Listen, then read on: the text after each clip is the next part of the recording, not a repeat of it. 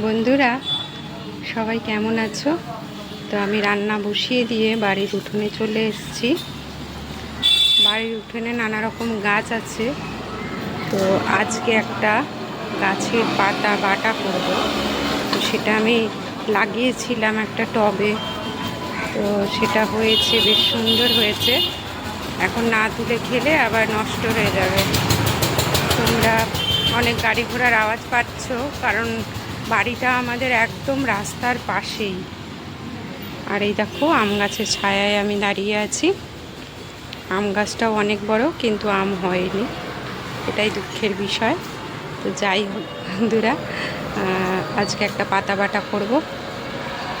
পাতা বাটাটা খেতে চেয়েছিল আমার যা, আজকেও বাড়ি আসছে, খেতে চেয়েছিল আগের বার। তো তখন তাড়াহুড়োর মধ্যে আর করাও হয়নি, আর পাতাগুলো বড়ও হয়নি তখন। তো এখন বেশ বড় বড় হয়েছে, ওরাও আসছে, আর ভালোবাসি আমরা সবাই খেতে।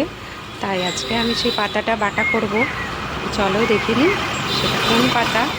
তোমরা কে কীভাবে খাও এই পাতাটা আমাকে অবশ্যই জানিও।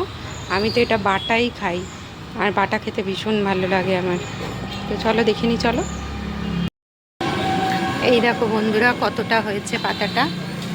এটা কি পাতা বলো তো? তোমরা কি বলো? আমরা তো এটাকে খারকোল পাতা বলি। তোমরা কি পাতা বলো আমাকে একটু কমেন্ট করে জানিও। এই দেখো টবে হয়েছে কতটা, আবার ওই পাশটাতে মাটিতে হয়েছে, এই দেখো।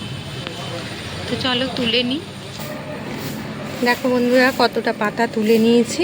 এগুলো ভালো করে ধুয়ে কেটে এবার এটাকে বাটা করব।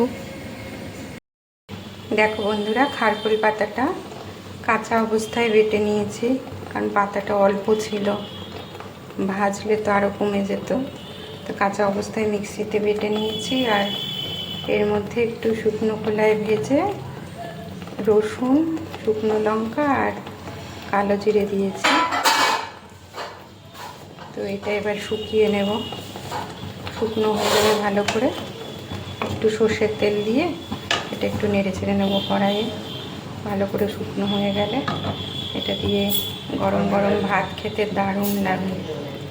চলো এটা শুকিয়ে নিই, তারপর আসছি। দেখো বন্ধুরা, এই যে বাটাটা পুরো রেডি। বাটাটা সবাই ভালোবাসি আমরা খেতে, আমার মেয়েও ভীষণ ভালোবাসে।